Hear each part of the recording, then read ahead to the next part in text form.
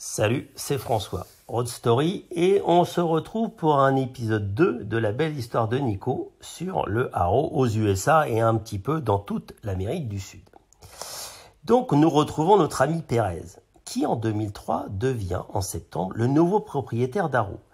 L'État roumain souhaite privatiser son entreprise pour lui donner une chance de survivre au XXIe siècle. L'entité Crosslander prend 68,7% des parts du constructeur roumain. Le contrat stipule que Pérez s'engage à produire un nouveau modèle, à ne pas revendre les actifs, à réaliser un premier investissement de 3 millions de dollars, puis un second de 1,4 million avant 2005.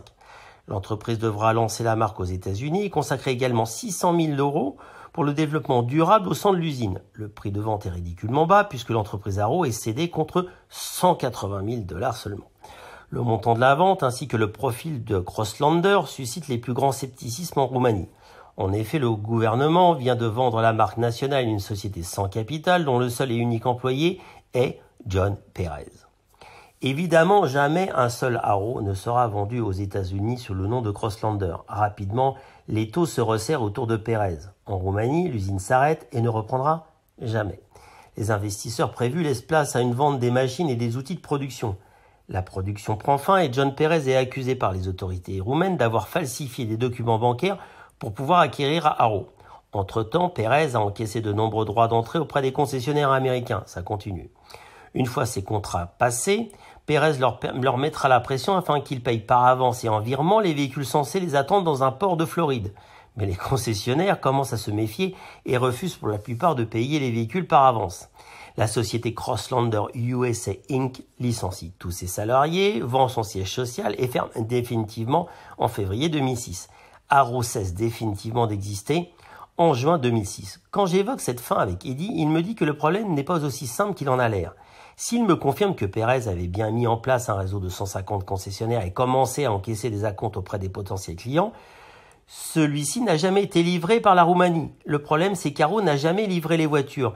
L'usine ne les a jamais fabriquées. À un moment donné, Pérez n'a pas eu d'autre choix que de fermer. Il a fini par vendre l'outillage de l'usine. Tout le monde dans l'usine volait, du petit ouvrier jusqu'au plus haut niveau hiérarchique. Je pense que la vérité est que personne ne pense à l'avenir de la société. La corruption était généralisée. Pérez reviendra lui-même sur cet épisode quelques années après la faillite de la marque. D'après lui, le prix payé d'environ 180 000 $ pour le rachat d'Haro était en fait une somme énorme si on tenait compte de l'état de l'usine et des installations. D'après lui, pour le forcer à reprendre Haro, les politiques roumains lui auraient promis un effacement de la dette de l'usine s'élevant à 15 millions € et des commandes publiques permettant de relancer la demande. Pérez affirme n'avoir vu ni l'effacement de la dette, ni les commandes promises.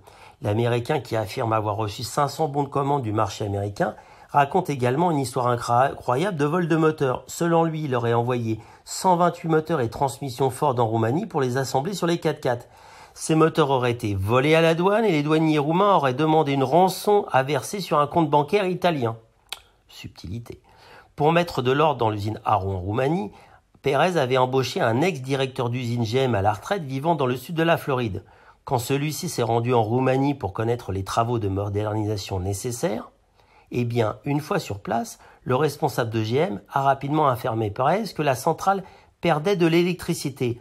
En d'autres termes, l'usine consommait plus d'électricité pour construire quelques Haro par jour que n'importe quelle usine géante de General Motors.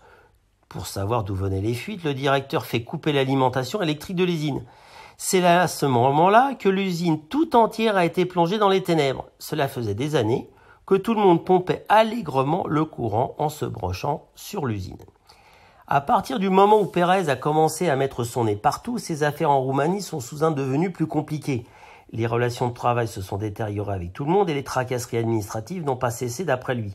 Un matin, lors d'une des dernières visites à l'usine, il se retrouve seul dans une voiture avec un chauffeur lorsqu'il reçoit un coup de fil. C'est un de ses opposants locaux qui lui propose de se rencontrer autour d'un café avant de se rendre à l'usine. C'était très inhabituel, dit Pérez. Il n'y avait pas vraiment d'endroit où s'arrêter en cours de route, mais il connaissait un McDonald's où nous pourrions prendre un café. Après une courte rencontre entre les deux hommes, Pérez remonte dans sa voiture qui reprend l'autoroute.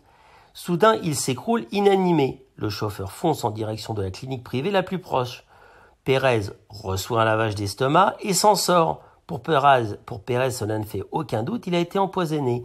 Si je n'avais pas voyagé avec un chauffeur, je serais mort dans cette voiture. Des menaces sur sa famille suivront avant que l'investisseur ne jette l'éponge. Pérez estime que lui et ses actionnaires ont perdu 10 millions de dollars dans leur achat d'Arrow, dont 4 millions de sa poche.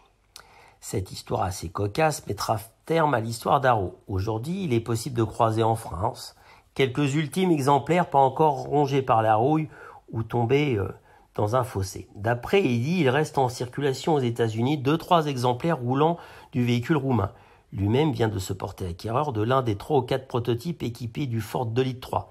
Cet exemplaire est actuellement restauré en Roumanie et reviendra sur le sol américain l'été prochain. En discutant avec le propriétaire, j'apprends que celui-ci est également propriétaire de l'unique Dacia roulant aux États-Unis.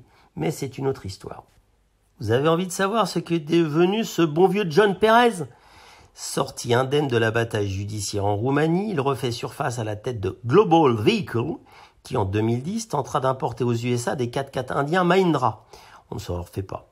On refait plutôt les autres dans ce cas-là. Et Pérez sera accusé d'avoir encaissé 15 millions de dollars d'acompte sans avoir livré un seul 4x4.